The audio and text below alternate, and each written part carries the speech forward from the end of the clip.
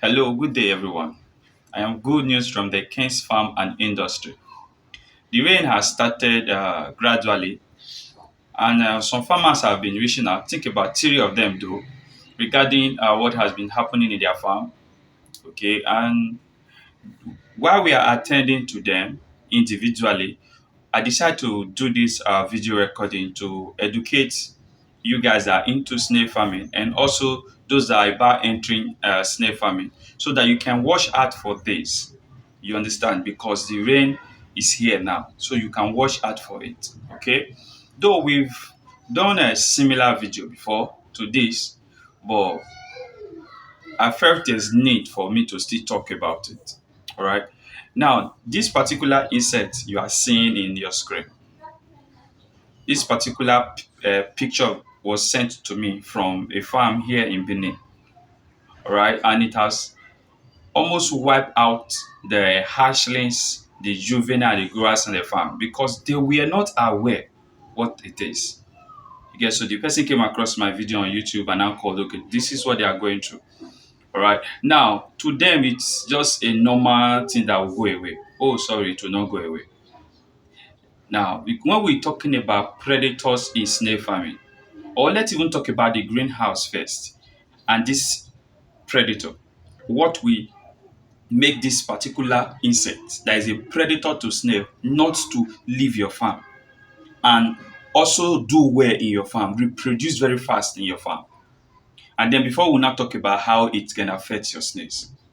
Now, the idea for setting up a greenhouse, the extensive system for snail farming, is to provide the natural environment for your snails, bringing the forest environment to the farm for the snails so that they can thrive well. At least we cannot minimize the cost of production, okay? And then we cannot minimize the cost of labor in snail farming. You understand? Because in the forest, the snail does almost everything for themselves. So in the greenhouse, the snail does almost everything for themselves except feeding and one or two maintenance culture that the farmer must adhere to.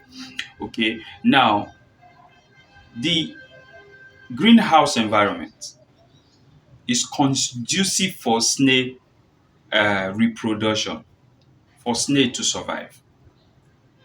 Also, the greenhouse environment is also conducive for this particular insect to reproduce very fast.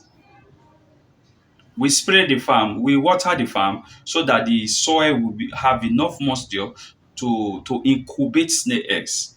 The amount of moisture needed for the soil to incubate snail eggs, successfully hatched it, that is the same amount of moisture needed for the eggs of this particular insect, for the soil to incubate it and hatch it successfully.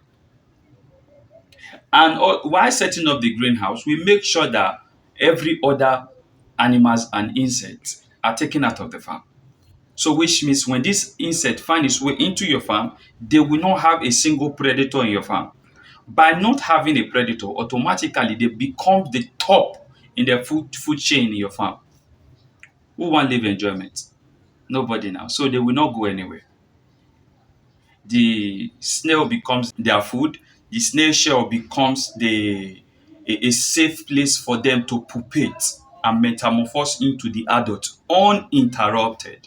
So very soon you're going to have a colony of them in your farm. The adult, the male adults, the female adults, and then they will start mating and laying eggs in your farm and they will reproduce very fast. You see, now a lot of farmers don't know what this particular insect is. This is a larva of an insect known as Drallus beetle.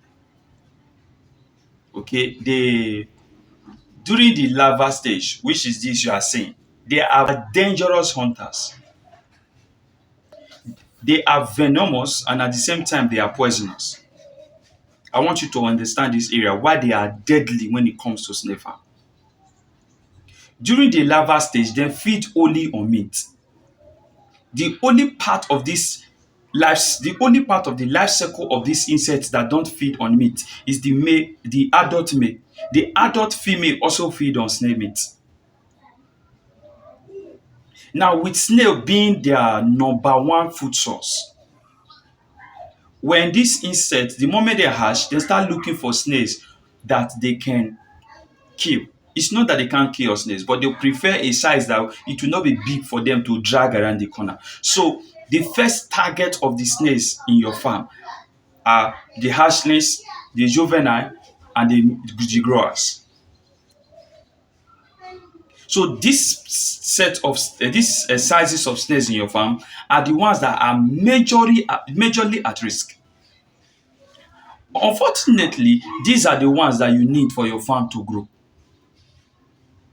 This particular insect have teeth. The moment they come in contact with the snail, they will bite the snail. In the process, sting the snail, release venom into the system of the snail.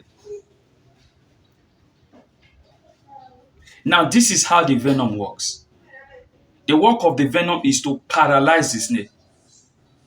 The moment the snail is paralyzed, then they will now bite the snake and release poison into the system of the snake. The work of the poison as at this time is to turn the snail meat into soup, to dissolve the snail meat into soup. So what they need to do is just to drag the snail to a safe place, and then, because as at this time the snail will not be able to resist, it's paralyzed, and the meat part of the snail is dissolving into liquid, and then it's just to sink the teeth into the snail meat and then suck out the juice that the snail meat have turned to. Once they are done, enter into the snail shell, pupate inside, and then metamorphose. They've transformed from stage to stage.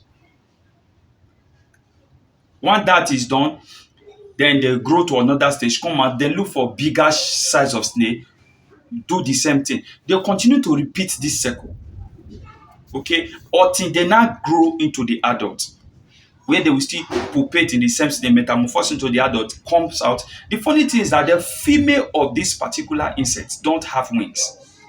They don't metamorphose into a beetle. They also metamorphose into a big size of this particular, or a big size of the larva stage. As at this size, they can't keep bigger snails. This is where your table size are in problem. Okay, all they need to do now is to keep bigger snails. Come once they are done feeding, look for the mate to mate, like this picture you are seeing now. Then once all that is done, they lay eggs in the soil. You are wetting your farm, which means you made your farm already a safe haven for them, a conducive environment for them to breed. So they will start laying eggs, killing more snails, lay eggs, kill more snails. This circle will continue. Because they don't have predators in the farm, they will wipe out the snails in the farm very soon. You get me? Now, I will advise you, please, as a farmer, you are to make sure that this insect did not find its way into your farm. Okay, this is why we don't set up our farm, we don't attach our farm to the fence. This is why, if you've been watching, we set up our greenhouse as a separate structure from the fence. In case anything, because they are crawling insects, so that they will not crawl through from the other side of the fence, because you are only in charge of the inside part of your fence. You are not in charge of what is happening outside. And this is why we also advise that you keep your farm environment clean. I repeat, you keep your farm environment clean. Now, these are the three ways they can easily penetrate your farm. Okay, one, when your farm is linked to the fence, which we've already discussed now. The second one is farmers which look after the snails going into the bush. Like some people say, some people have farms, okay, crop farms close to their farms. Some go into the bush to go and look for additional feed for their snails, to go and cut grasses, look for fruit or whatsoever. Okay, once they are done, they are coming. As they are just coming, they will head straight to the farm. This particular insect have legs, 6 legs. Imagine they just clip the legs to the snails and become like a glue and won't let go. So same way, when you go to the bush and then they just climb to your legs or to your clothes, they will stick to the clothes and won't let go. So, and then you now you are just coming, you just head straight to the farm. So when they get to the farm and perceive the odor of snails in the farm, they will just let go of your clothes and fell and then move straight to the grasses and stay there. Once one find its way into your farm is already in trouble. So this is why we normally advise take biosecurity very serious. Please take biosecurity very serious. Don't just enter your farm as you are coming from anywhere. Please dust your clothes. Make sure you are free from every insect before entering your farm. Third way to which they can penetrate your farm through is buy snail from the open market and also buying vegetables from the open market. When you buy vegetable or fruit from the open market, please make sure they are free of this particular insect you are seeing in your screen before you introduce them to the snail farm. And also, some people went to go and buy snails in the open market, and in the process, bring these the hatchlings, they are very tiny of these insects, bring them to the farm. We've witnessed this countless times. Okay, this is why we will always tell you when setting up your farm, look for a professional to do it for you. It's not just about putting galvanize here, using putting bricks, putting net to cover it. No, so that they can set up your farm in such a way that it can fight against this insect. Secondly, when you are buying fruit or vegetables from the open market, please be very careful. Okay, rinse with warm water before you feed them to your snails. And thirdly, watch how your farm is being set up. Now, how do we control this when they are already invade the farm, like the one we are helping at now? Okay, this particular insect have few predators. One of them is birds. Since none of these predators are present in the farm, so this is why you now have to do the work yourself. Okay, for those who have lizard in their farm and they are afraid, this is why I normally tell some persons that when they call, oh, there's lizard in my farm, don't worry. One of the predator of this insect is lizard, because it will help take care of insect predators that will penetrate your farm. Okay, now how to get rid of this insect? Number one, we will never advise you to apply chemicals. So you are to get rid of them manually. So we won't advise you, because any chemical that will kill this insect will kill your snails. Shey you see now, so it's not going to be an easy work. So it's going to be a very serious work. It might take a month or so. So every day, you and your workers are to be present in the farm.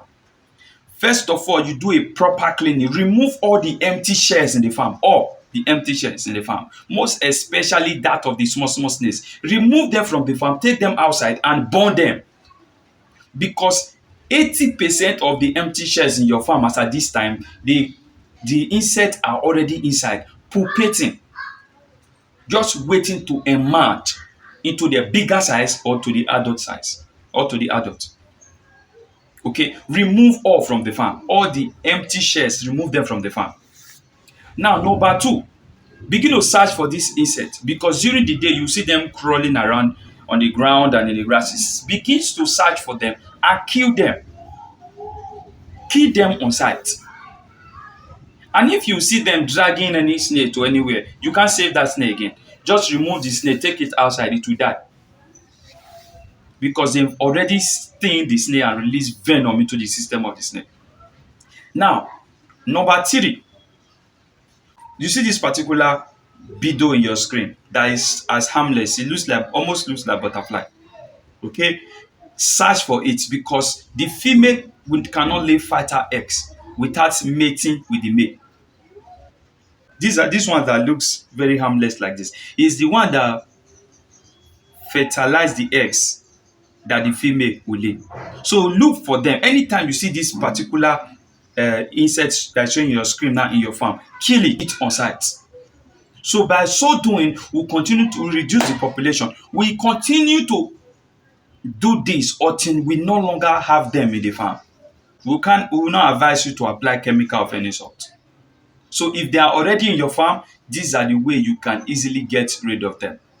So please and please, make sure, because this is rainy season and these insects are highly active during the rainy season, and now they are laying eggs. The eggs will hatch into tiny hatchlings. They will be coming with vegetables and snails and all sorts of things. Please watch where you buy your snails to stock your farm. Watch how you set up your farm. And thirdly, please don't just go into the bush and then head straight to your farm. Please take biosecurity very serious. As you can see, I'm looking on capitals because we'll be moving from one place to the other to go and help set up work and help some farmers which are facing challenges. So I've not really had time to take care of myself. But this is first week of April 2025. By the second week of April 2025, we will be present in two sites at Owerri for farm setup in Imo State. We will also be present at Umuahia in Abia State. And also we have projects in Benin and also in Lagos and Aunshi that we will be stocking, including Ogun State. We'll be stocking farms along this state I just mentioned, and then we'll be setting up farms along this. So if you are within this region and you want to set up your farm, or in even other region in Nigeria, you want to set up snail farm or set up greenhouse for crop farming, or you want to buy snails, or you want to buy feed, you want to buy calcium, reach out to us through this line 081 140 666 59. Once again, I'm Good News from the King's Farm and Industry. Have a wonderful day ahead.